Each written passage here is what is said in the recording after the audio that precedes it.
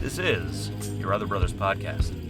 All right, well, why don't we dive into our main topic today? And Aaron, I feel like you would be the person to intro our guest today since you know who he is. So why don't you take it away, Aaron? Absolutely. Yeah, so today we've got Dr. Paul Eddy, who's going to discuss covenant friendship with us. Paul is a professor of biblical theological studies at Bethel University. He's got his PhD from Marquette. He's authored a bunch of books.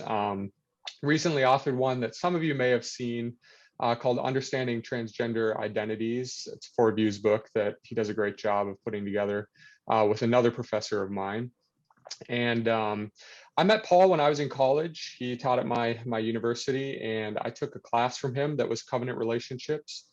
Covenant friendship is just one of those relationships that he talks about. But Paul, I think, is a great person to come in and kick off this sort of conversation for us. I don't know anybody who knows covenant relationships better than he does, or covenant friendship.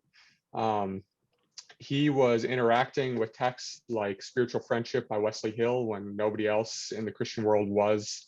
And he's been a mentor and a good brother to me. He's probably loved me and seen and heard me about as well as anybody has in the church, particularly as an SSA person who I am. It's helpful having, our straight brothers coming alongside us and paying attention when nobody else is. So with that, I'll let Paul just kind of introduce himself any more that he wants to, and then kick into maybe just a little intro on covenant relationships and covenant friendship. Hey, thank you, Aaron. And let me just say, this is not a perfunctory statement. It's an honor for me to be here with you folks. So I think Aaron did a good introduction. The only other things I'd say about myself, I'm also a part-time teaching pastor at Woodland Hills Church in St. Paul. And actually right now, relocated for a few weeks down south. We live in Minnesota, of course, but we're down in Florida for my wife's health. So I have my wife, Kelly, and my 2 sons, Jordan and Justin. We're both Bethel students, and that's my family. So, but yeah, again, it's really an honor to be with you guys. You asked about covenant relationship, covenant friendship.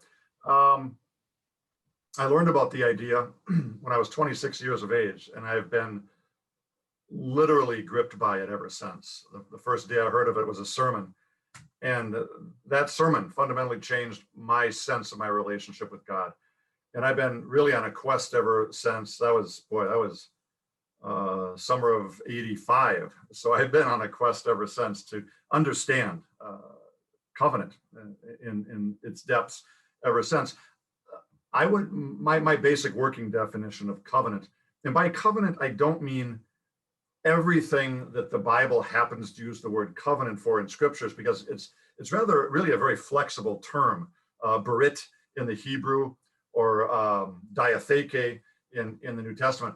But what I see God's heart being centered on in covenant is a relationship that produces family out of people who are not familied. And so to me, that's the power of covenant. It takes the non-familied or the unfamilied and literally brings out of nothing, or at least not out of non-family, it brings family.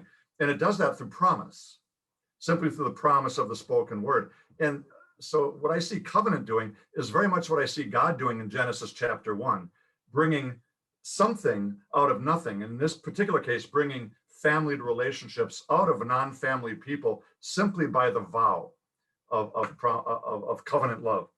And that to me, that's a miracle. I only see 2 ways of being family: blood and covenant. And covenant is that which can cross ethnic barriers and racial barriers and socioeconomic barriers and bring family in non-family situations. So that's to me what covenant is broadly. And when we say covenant friendship, I think now we're just particularizing this power of covenant to the relationship of friendship, which, if we're honest with ourselves, has been a relationship in the modern world that's been largely demoted to accidental relationships, to casual relationships. And we've lost a lot of the power of friendship of the ancient world. I think covenant friendship can recapture that for us.